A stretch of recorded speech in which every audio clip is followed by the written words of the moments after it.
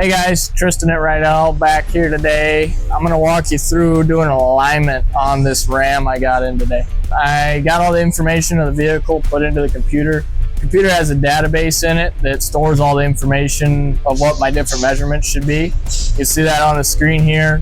So now I got to go ahead and get these sensors set up on the wheels and tires so that our alignment rack can measure it for me. Sensor mounts on the wheel and tire like I said. Tighten the clamps down and it's not going anywhere. So the first step of our alignment here, getting our first measurements, we're going to do what's called a rolling compensation. I've got the vehicle in neutral and I've got blocks on one of the rear tires. So I'm going to go ahead and roll it back. Once the machine registers it, I'll roll it back forwards to the exact point that it already was. We wait for it to register, go back forward. Right where it was, so nothing has changed.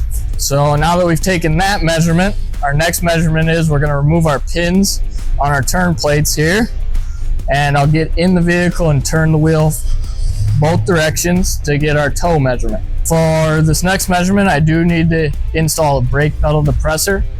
So that's going to go inside the vehicle on the brake pedal, obviously. Just going to press that guy down, lock it in place. Just ensures that the vehicle doesn't move forward or backwards when I turn the steering wheel, being that it is in neutral. I'll take my measurement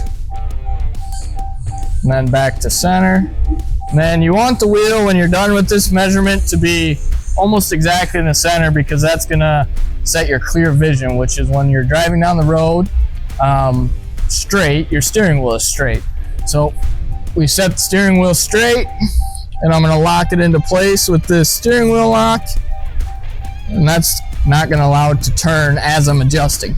So now, if we did everything right, we should have our first measurements. So now that we have our first set of measurements, we can see what the alignment rack's saying needs adjusted. So we can see our camber's good, our caster is good, toe is a little bit off, tells me this customer might have been having a bit of clear vision issue. So we're going to go ahead and save our before measurements. And our first step is to adjust our front toe. So it says to start the engine and level the steering wheel. Again, that's going to just ensure that our clear vision is correct.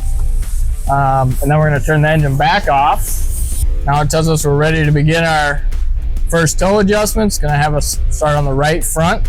And you can see we're going to adjust this toe into the green, into the center where it should be. It doesn't look rusty, so we may be in luck. If I use the right size wrench. Oh, yes, brother. Wow. Maybe if I go the right way, think that'll work. Make sure you get those sound effects in there. So we got the vehicle in the air now. We're ready to start making some adjustments. We've got 3 main adjustment points here.